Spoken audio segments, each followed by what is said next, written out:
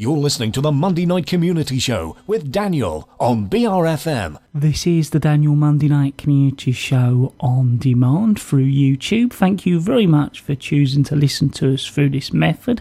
If you'd like to keep up to date with when I add new interviews, then subscribe to this channel. So we're now going to be talking on the phone to a local author. Firstly, thank you very much for joining us. I was hoping you could introduce yourself to our listeners and let them know about the name of the book we're going to be talking about. Okay, yep. My name's Stephen Morris. I wrote a book called Do It Yourself, A History of Music in Medway. Now, I know you wanted to start off by talking about the amazing number of bands and artists from what really is a relatively small area of Medway. Well, yeah, I mean, it all started off in the mid-70s. There'd been plenty of musicians and things around before then, but with the sort of explosion of punk, you had a band called the Pop Rivets that came along with, just before them, a band called Gash. And they sort of took all the influences of punk and really applied them in Medway, and then it sort of exploded on from there, and it's still been going right up until the present day.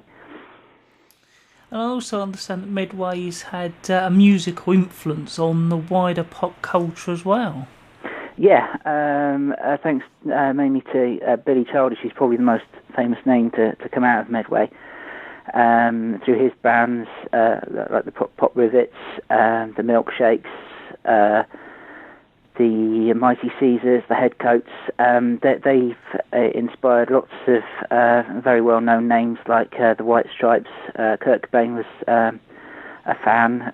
You've even had Kylie Minogue name an album after one of his poems. Graham Coxon from Blur is a big fan of Billy Childish's work and the various bands that he's been in. So although many bands from Medway aren't necessarily household names further afield, there's a lot of people, lots of musicians and bands that people have heard of across the world who have found their influence in some of the bands that come from this area. So is this something you have a real passion for, or something you discovered when you started to research for writing for the book?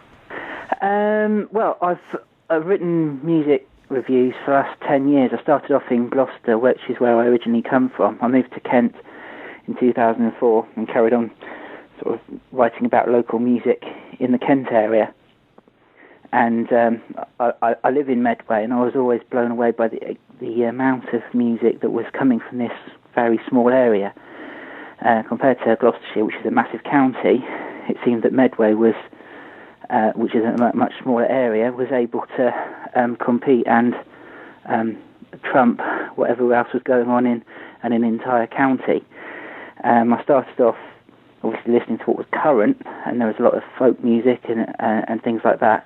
Like Wheels and Los Salvadores and Dee Dee Bergman and Stuart Turner, who's more sort of bluesy. And then, as you do when you're into music, you dig around, find out what preceded it. I'd heard the name Billy Childish. I dug around, found a bit more about that, and eventually realised, yeah, there's a book in this. There's a lot of stuff that's happened in this quite small area that we could do something with this.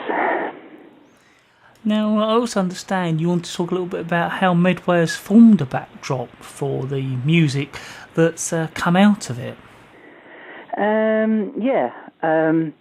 Medway's a bit of an odd place, really. I say in the book how Kent as a whole is often regarded as the Garden of England, and people always have this sort of image from the Darling Buds of May of people picking hops and that sort of thing, and that's definitely the case in large parts of Kent. But when it comes to Medway and areas in the north of Kent, it's a bit of a different story. You've got the history of the dockyard and all the associated industries that went alongside that, that make the area a lot more industrial. It's almost, I think I said in the book, that it's almost like someone had plucked a town out of the north of England and plonked it in Kent. and I think that's influenced how how musicians have gone about creating their work. There were a lot of people who were around when the Docks were still around, and they were sort of disillusioned with the idea of having to go and working in the Docks, so they sort of formed a band as a kind of rebellion almost from doing that. And then when the Docks shut down, you've got all that sort of social background that inspires a lot of the music that comes out today about how Medway has had a history of being a bit more run down and how things aren't as great as they could be. So the place of Medway is very important. More so than many other places, you've got references to Medway in songs, which is quite unusual. You wouldn't necessarily hear someone singing about Nuneaton, but you do hear people singing songs about Chatham. There's a song by the Singing Loins, Ascending Chatham Hill, which is a very specific place in Medway, and it's a bit of a tongue-in-cheek song about how glorious that area of the world is, when it isn't really. But yeah, there's lots of references to Medway in Medway songs. So, who have you met during the process of writing the book? Quite a lot of people. I think it was 35-ish musicians and people who've been involved in the music throughout the period of, as I said, mid-70s to the present day. The big names really would be certainly Billy Childish. I met him while he was painting. Loop and Crook, who's more of a current artist. I interviewed him. The two of the members of the Dentists, who were an indie band from the mid-80s to sort of mid-90s. So that's Bob Collins and Mark Matthews. People like Wolf Howard, Graham Day from The Prisoners, and Aaron Crockford, also from The Prisoners, who were a sort of a garage psychedelic kind of band from the early 80s. So quite a lot of different musicians covering various different styles and different periods of time between the mid-70s and the present day. So I assume it's been an interesting process meeting these different people, and have you met more people than you thought perhaps you would have done or had the opportunity to do? Yeah, it was sort of an ever-expanding project. I'd meet the first person and think, oh, okay, this is fairly well self-contained. But then he'd say, oh, you need to talk to this person, this person, this person. And then they would say, you need to talk to this person, this person, this person. So it very quickly expanded, and you learn on the job. You find out about all these different people. I mean, Medway is quite well known for its garagey sound that was sort of defined by the Milkshakes and the Prisoners. But there were also bands that kind of rebelled against that a bit more, like a band called the Blood Junkies or Sene Rocks, and they decided they didn't necessarily like that music, and through talking to various people, you find out that there was a counter music scene, if you like. I don't really like using the word scene for reasons that I explain in the book, but there's lots of different styles of music that emerged as I started talking to more and more people, and then eventually it all coalesced, and I realised, all right, I've got my story now. I don't need to interview really that many more people. I can crack on and write the thing. Now, you were letting me know that there's a do-it-yourself sort of ethic that drives much of what comes out of Medway. Yeah. And that it quickly emerged. That's what really should be the title of the book: "Do It Yourself: A History of Music in Medway." That is exactly what people did. The whole punk ethic is to do with doing it yourself. Just go on and get out there. And so the Pop Rivets, they didn't wait until they could get a record label or anything like that, or get any management.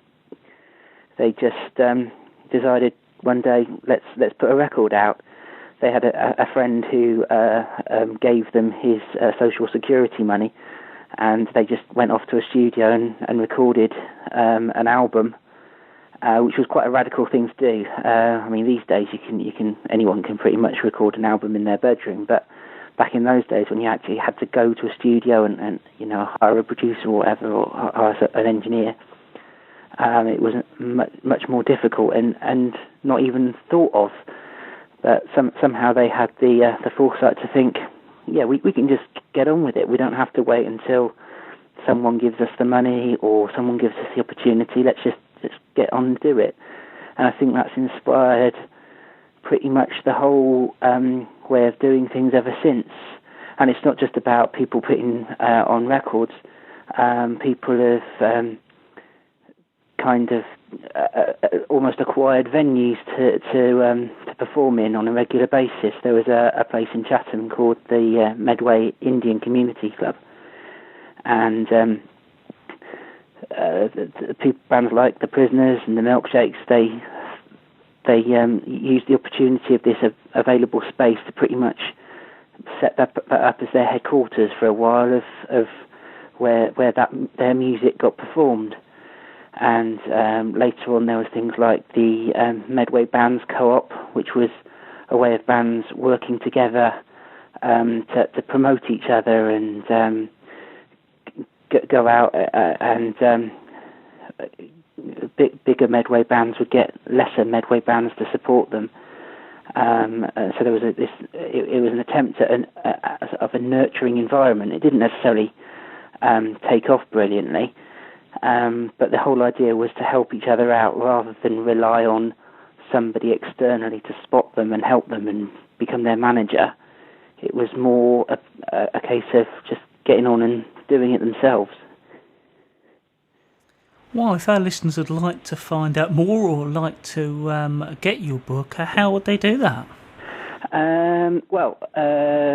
The book's available directly from the publisher, Cultured Llama. So if you do a Google search for Cultured Llama, you'll be able to find it there.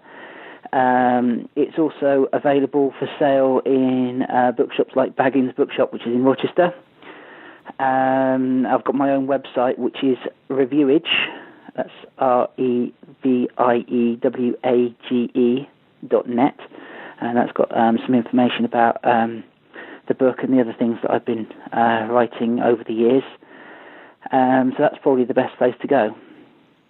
Well, I'd like to thank you very much for letting our listeners know all about your book. Thank you very much. Okay, thank you very much. Thank you.